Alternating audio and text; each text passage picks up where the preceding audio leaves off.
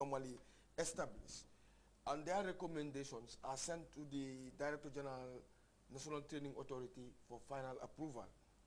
And to ensure fairness and rules of natural justice, this body comprises of people outside the NTA.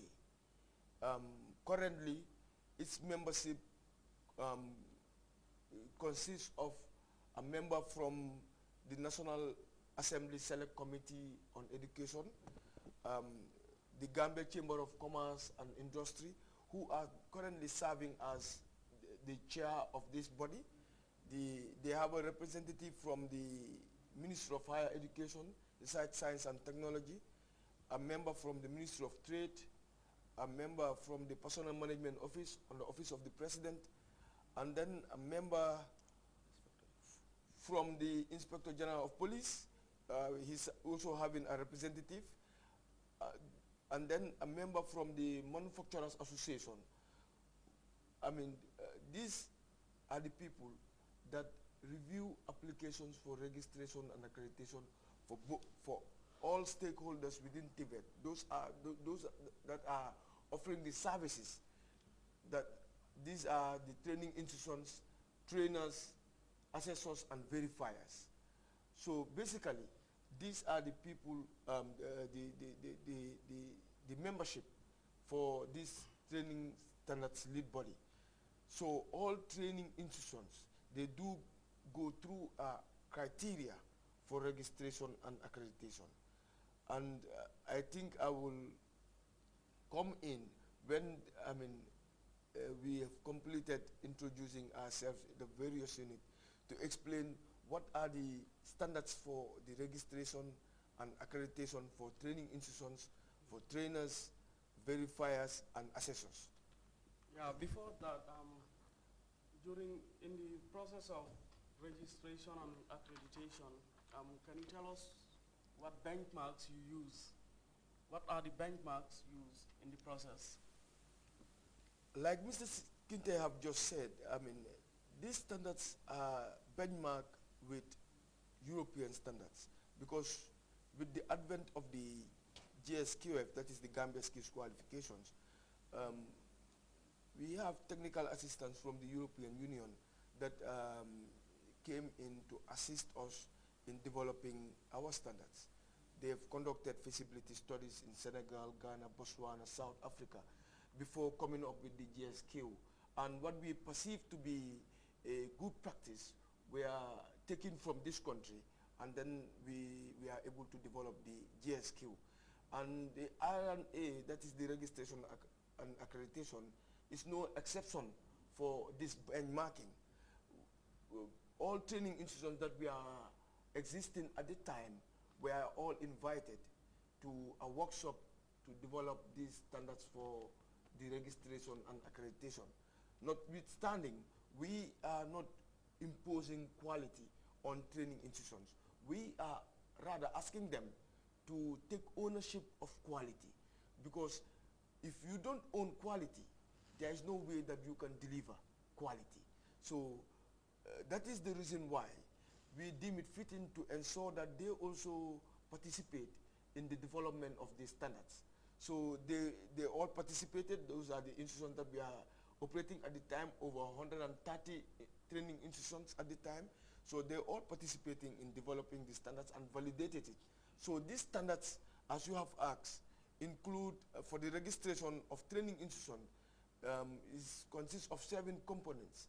You must be a legal entity, you must have clear structures, you must have a purpose, a clear purpose, you must be financially viable, you must serve the interests of the trainees, that these are the students, you must serve the interests of your own people, that is the staff working within the institution, and then above all, you must be committed to quality. And with regards to the accreditation, this is looking at whether institutions have the capacity to run the programs of study that they want to offer to the public. And so the standards include the infrastructure. Do they have the infrastructure? Do they have the proper management to offer such programs? Are the curriculum relevant to what they are offering. When we come to relevant, Mr. Kinte and Jibu will talk about relevance of programs to our industries, because they are also looking at what the skill gaps are within the TVET sector to ensure that they develop the human resource. They feed this information to the training institutions to develop the appropriate human resource that will go and serve the industry. So the relevance of programs are essential. The curriculum, the teaching aids and reference materials, all these come into play when institutions apply for registration and accreditation. And they are accredited based on these standards, so that any institution who is accredited to offer, for instance, a business management program, we are sure of that the institution have the capacity in terms of human resource, in terms of material resource, in terms of the infrastructure, and all these things before they are given the license to operate. Thank you very much, Mr. Babu Sise, for giving us an insight as to the benchmarks used in the registration and accreditation of institutions. This brings us to the labor market information. And Mr. Jibu Job, I would like to ask at this point, can you tell us what the labor market information is and in relation to the National Training Authority? Thank you, Samuel. Good evening, viewers. If you talk about the labor market information, basically it looks at two elements, and these two elements are demand of skills and supply of skills. As the previous speakers have highlighted, when NTA is mandated to develop a qualification framework, and the qualification framework that we have developed, we've already started developing. It's called the Gambia Skills Qualification Framework.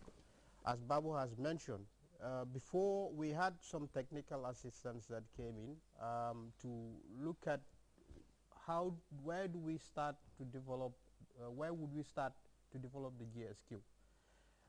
That's where I come in. When you talk about labor market information system, it's about looking at the supply side of skills, matching it with demand side of skills.